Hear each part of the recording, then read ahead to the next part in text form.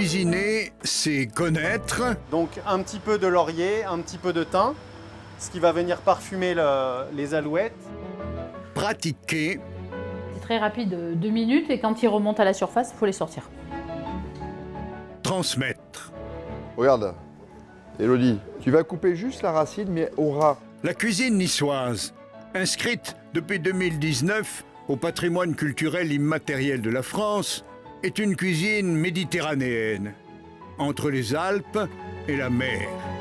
Cuisine d'un petit territoire entre plages et sommets, elle s'est ouverte à de fructueux apports, Provence ou Ligurie voisine, Proche-Orient et même Nord lointain avec le stockfish scandinave. Tu arrives le soir au restaurant et c'est pas du pipeau. On est là, on fait du poisson que le pêcheur a pêché le matin et que ce soir tu vas le manger au restaurant.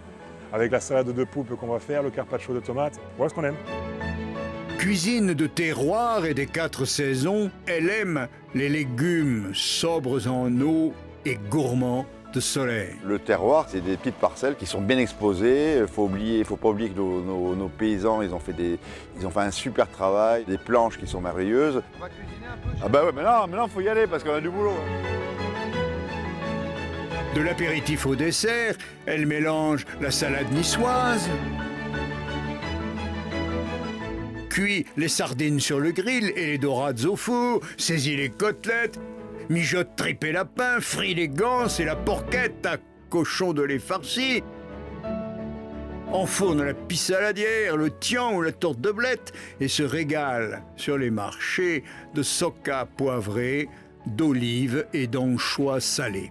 C'est l'incontournable de la mérinde, c'est-à-dire le repas que prennent les ouvriers vers 9-10 heures du matin. Après, on va embaucher à 6 heures du matin. Elle ne se sublime qu'avec les produits frais des producteurs locaux. Tous ceux qui ont un jardin potager ont des blettes. Et alors là, on fait des gnocchis, on fait la truccia.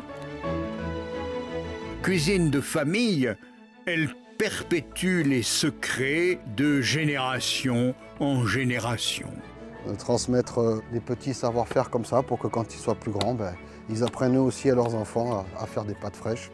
L'enfant aussi est en cuisine, pour aligner les raviolis ou écraser le basilic du jardin dans le mortier. Fille ou garçon, riche ou sans le sou, tout le monde hérite des mystères.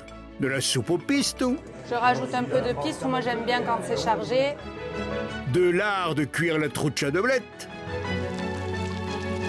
Ou d'assaisonner le vrai pambagna. Aujourd'hui, bien connu par les cours, livres et sites de recettes, sa pratique se transmet grâce aux écoles hôtelières, aux associations gastronomiques, aux restaurants labellisés et même avec des chefs prestigieux qui déclinent ces recettes avec une audace inventive. À la fois pilier de l'identité locale et ambassadrice d'un art de vivre, elle continue à animer la convivialité des festins de village et des fêtes de famille tout en rayonnant autour du monde.